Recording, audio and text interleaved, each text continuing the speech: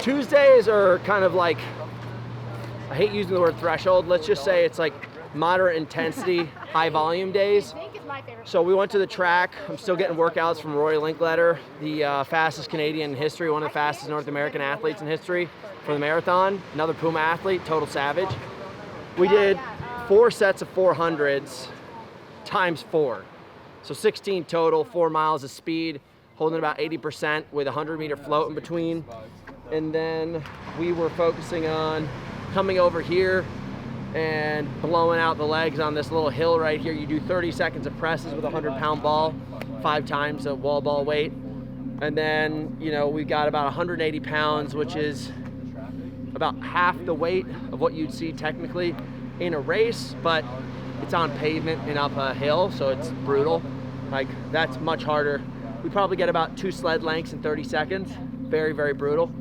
And we're kind of trying to keep it all within like a 90-minute window of where you're supposed to fatigue yourself, but you're not supposed to, you're supposed to test yourself, but you're not supposed to fatigue yourself is the better way of putting it. And like right now, I made sure to walk away from this workout feeling good. These guys right here are folded. But that's, you know, the difference in our levels right now. You know, Cole's qualified for World Championships, so he's got to start pushing himself. Mitch is just retired. Hey, I qualified. He is qualified. I qualified for Worlds, just can't go. Not all of us can get paid for. Mitch complaining again. Yep. Bad attitude was preventing him. Hey, go fund me, help me out. $500 like that. Get me to Worlds.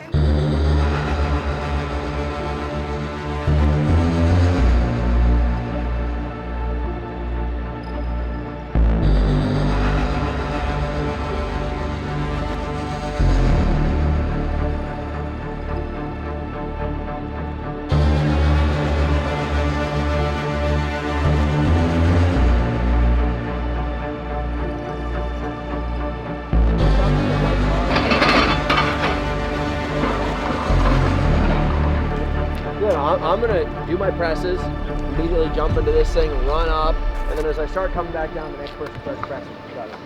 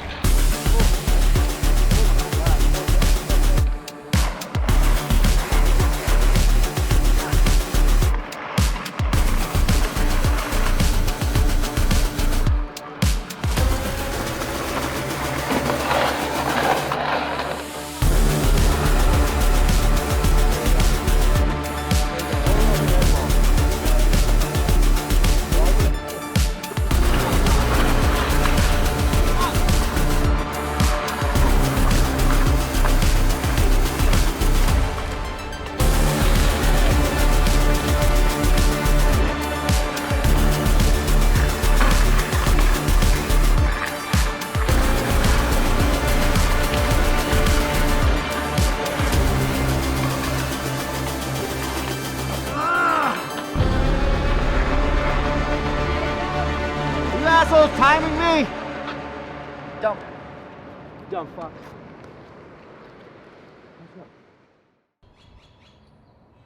What do you eat after these workouts? This is a Coach Cal special.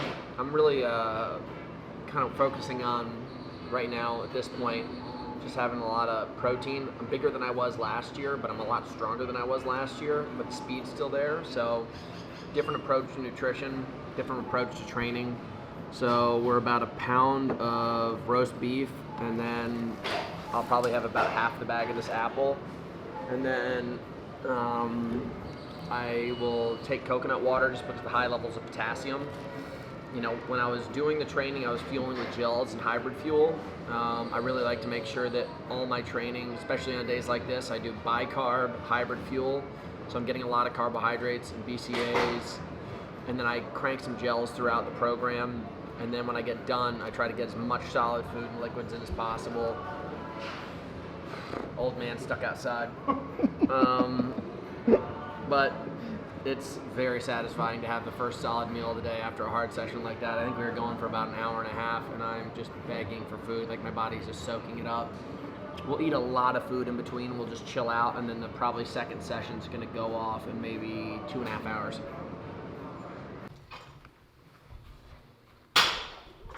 Well, it's very easy. Last time, you showed up a little late. We were in the middle of it. It was hard to explain.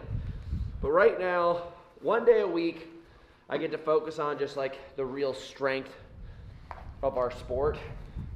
So usually, it's as cheesy as it sounds, I just basically just work on the stations, a bit overweight.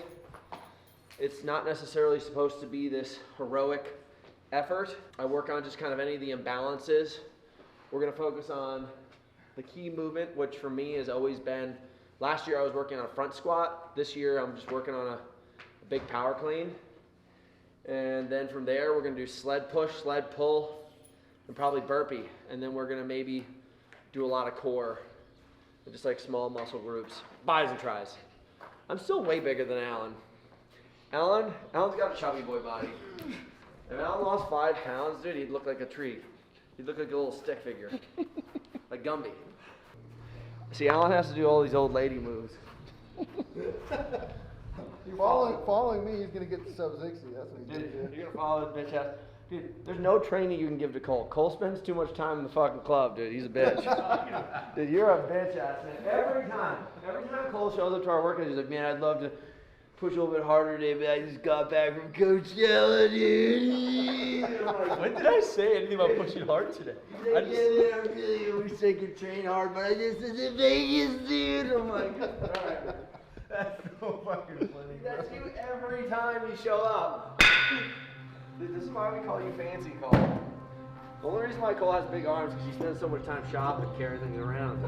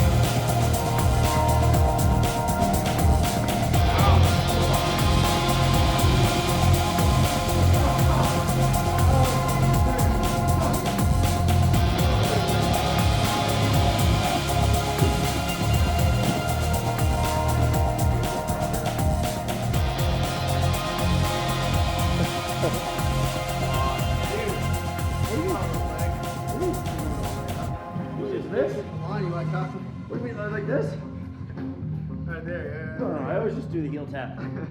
Holy It's about- shit, dude. My upper, this part right here, like, fully cramping on me. What's that thing that people do nowadays? What is that? You smell like boo-boo. Like just flimsy dick. How'd it look overall though? Good. Yeah. I got way more stamina than last year. And I'm just raping and pillaging those sleds. I want them broken on everyone. Back to it. So right now we're 7 weeks out and this was like a pinnacle workout. The biggest thing I can say is that my running is really dialed right now. So we are pre-fatiguing running and not focusing so much on speed, but more on like just like quality of movement and just kind of getting through it. My biggest focus right now is to work on my sleds. Like I really want to try to see if I can go unbroken on those sleds, all 4 lengths. And I'm just working on just like channeling my core, my upper back, all that kind of stuff. So we're coming out here in the afternoon then, and we're just cranking through those EMOMs. You guys saw that I was a little bit fatigued and I wasn't able to hit that big lift, but I will tell you guys, like what I've noticed a lot of athletes are doing wrong out in the space is they are just wanting to win everything. If you want to be really excellent, it's like if you think about triathlon, there's somebody who's going to win the run, someone who's going to win the swim, and someone who's going to win the bike. And you have to make a move in the right space. So I don't need to make a move on a power clean. And like it's pretty interesting how my legs were fatigued for that, but all of a sudden I absolutely dominated the sled push. So I'm just taking all the energy I have, got one big cup, and I'm just going to pour it all into a couple places rather than 10 different spots. So the team's really dialed. Cole seems to be in decent shape. Alan's getting in better shape. He was in shit shape when we first got started. It's interesting though, like you can see the difference today of just guys that have, 2 guys that qualified for world championships were running around the track with me and they were having to switch every single other lap to keep up with me. That's the difference between people that are qualifying for world championships in the open division and an elite 15 potential world champion this year. And I think a lot of people are like, well, I saw Hunter do a workout. I want to go try that. It's like, well, you should probably cut it in half because that's what just happened today. 2 guys that have already qualified for world championships had to do half the workout. So just make sure that you guys, when you watch these videos, you're thinking about it properly. It's taken 15 years for me to get here. I still am all the time pulling things out rather than adding things. That's a big thing that I've learned in my career. Alan was asking me today, he's like, it doesn't seem like you work out as much as the other guys in the Elite 15. And it's like, I think there's a humongous difference between exercising because you're anxious and exercising because you're excellent. And if you are the best in the world at something, you do just enough to be the best. If you want to be the best at something, a lot of people are like feverishly, anxiously working out and hoping that they can catch up. It's not something that you can rush. It's like, you know, becoming a doctor takes 8 years, going to law school takes 3 years. Like you can't expedite this process. You have to do it properly and take every single step. And the same exact thing for being a professional athlete. You have to just take your time and level up properly. So it's really interesting how I'm watching a lot of these Elite 15 guys that were having really good results in the beginning of the year kind of stall out now, where it's like, I keep on saying this every video. It's the first time seeing it. Hopefully you learned something. If you've watched it, hopefully you're paying attention again. Peak at the right time. So seems like everything's going great. Coach Cal's really got me super dialed. It is odd. This time last year, I was a little bit leaner, a little bit lighter. Now I'm heavier, stronger, and I'm faster than I was this time last year in my running and in my stations. So it's crazy. And a great book that you guys can read if you want to have some inspiration of somebody who really dug into this is I'm Here to Win by Chris McCormack. He was the greatest triathlete through the 90s and the early 2000s. And I think he won like 2010, 2007 Ironman World Championships.